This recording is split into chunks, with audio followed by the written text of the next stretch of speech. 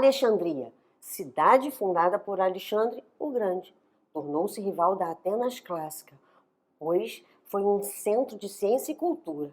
Os antigos a descrevem como magnífica e sua universidade era destino de estudiosos do mundo todo.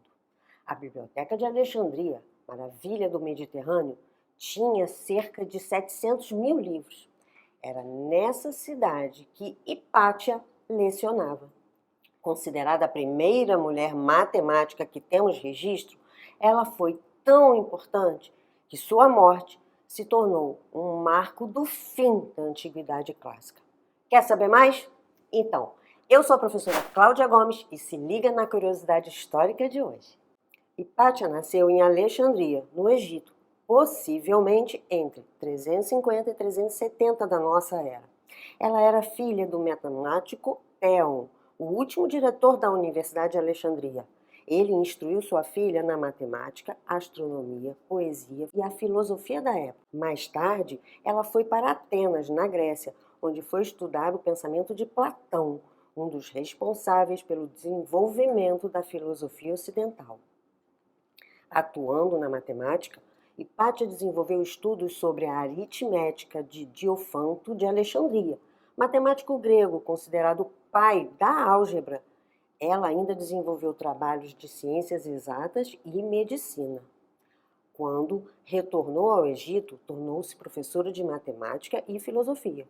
Mas pouquíssimos trabalhos dela foram preservados, pois seus projetos foram perdidos durante os sucessivos ataques à Biblioteca de Alexandria. Mas através das cartas de um de seus alunos, Sinésio de Cirene, sabemos que ela construiu o astrolábio, que é um instrumento naval, um hidrômetro, que é um medidor de água, e um higroscópico, que é um material que absorve umidade. Hipátia foi uma acadêmica respeitada na universidade, uma posição que antes apenas homens tinham direito de ocupar. Segundo o pesquisador Michael Deakin, relatos antigos dizem que Hipátia era uma mulher brilhante e tinha um enorme poder intelectual, superando até mesmo o seu respeitado pai. Ela dedicou toda a sua vida ao aprendizado e ao ensino.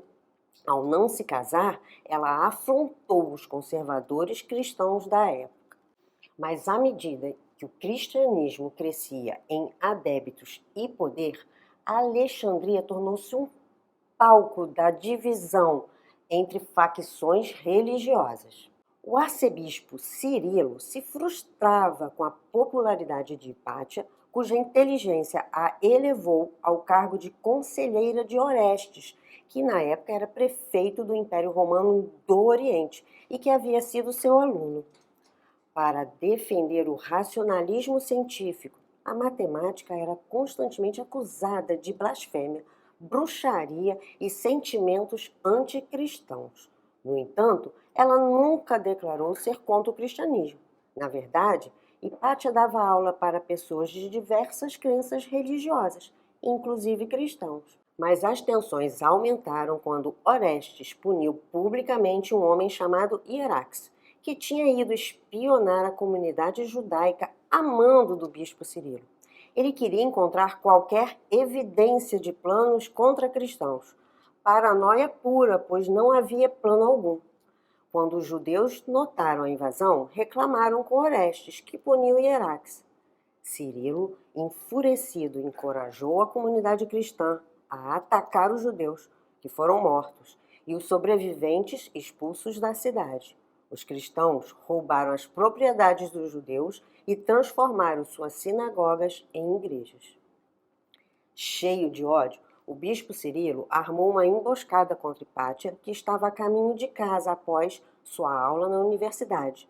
Ela foi atacada pela turba formada em grande parte por fanáticos monges cristãos, que a arrastaram pelas ruas até uma igreja, onde a torturaram até sua morte e depois jogaram seu corpo numa fogueira.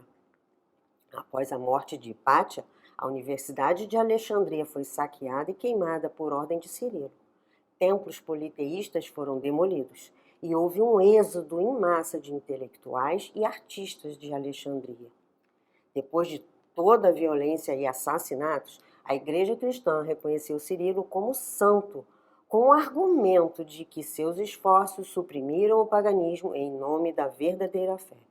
O que nós, historiadores, podemos afirmar é que a morte de Hipátia é reconhecida como um divisor da história. O brutal assassinato dela separou o mundo clássico da era cristã.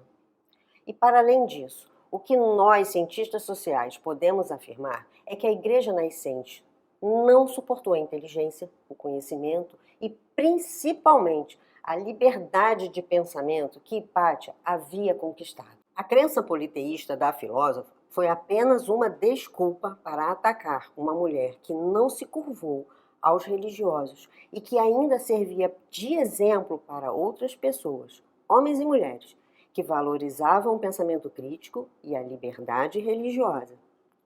Também podemos afirmar, a partir da documentação, que a morte de Hipátia de Alexandria foi o início do fim de uma civilização que tinha sido centro de ciência e de conhecimento do mundo antigo, visto que a cidade entrou em declínio com a ascensão do cristianismo.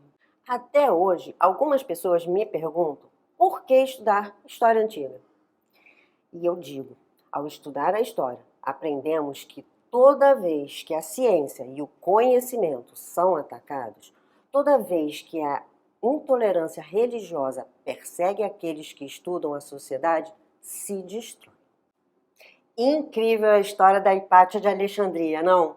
Então, por hoje a gente fica por aqui e se liga na próxima curiosidade histórica. Tchau!